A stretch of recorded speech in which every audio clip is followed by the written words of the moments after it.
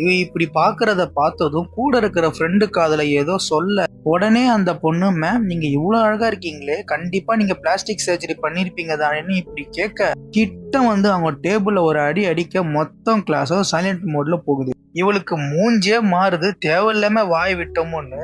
அப்போ ஹான்ரிம் சொல்றாங்க, நான் ஃபேஸ்க்குலாம் எந்த சர்ஜரியும் பண்ணல, உடம்புக்கு தான் நிறைய பண்ணியிருக்கேன். ஏன்னா நான் நிறைய எக்ஸசைஸ் பண்ணுவேனா அதனாலன்னு சொல்றாங்க. ஆமா, உங்களுக்கு பெருசா எதுவுமே இல்லையேன்னு கலாய்க்க, என்ன இவங்க இப்படி பேசுறாங்கன்னு கிளாஸ்க்குள்ள ஒரே முனங்கல். உடனே ஹான்ரிம், ஓகே எல்லாரும் உங்க போனை கொடுங்கன்னு சொல்ல, ஹான்ஹீரி கிட்ட வந்து, ஹே உன்னதான் உன்னோட போனையும் கொடுன்னு கேட்க, எனக்கு பிரின்சிபல் ஸ்பெஷல் பர்மிஷன் கொடுத்திருக்காருன்னு சொல்றா.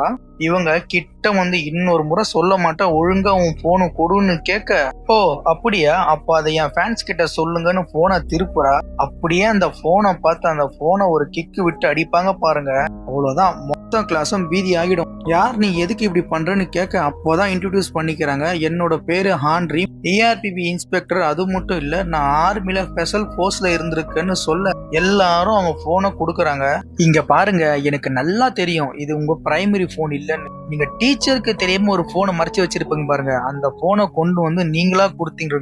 3 வரைக்கும் எண்ணுவேன்னு அவங்க கவுண்ட் பண்ண, இதெல்லாம் பாங் மைக்ல கேட்டுட்டு இருப்பான். அப்போ ஒரு சின்ன ஹேக் மாதிரி பண்ணுவாங்க, அதாவது டிசாஸ்டர் டைம்ல நம்ம போனுக்கு ஒரு அலர்ட் வரும், அந்த மாதிரி பண்ணிடுறான். மொத்தம் போனும் மாட்டிக்குது. அப்போ டிவில ஒரு அனௌன்ஸ்மெண்ட் வருது, இனிமேல் இந்த ஸ்கூல் இஆர்பிபி கண்ட்ரோல்ல வரும். இஆர்பிபிக்கு எந்த விதிமுறைகளும் கிடையாது, நீங்க இஆர்பிபியோட ரூல்ஸை பிரேக் பண்ணா அதனால வர விலைகளுக்கு இஆர்பிபி பொறுப்பு கிடையாதுன்னு சொல்ல, அப்போ நம்ம டீச்சர் ஹான்ரிம் அப்படியே பாக்குறாங்க.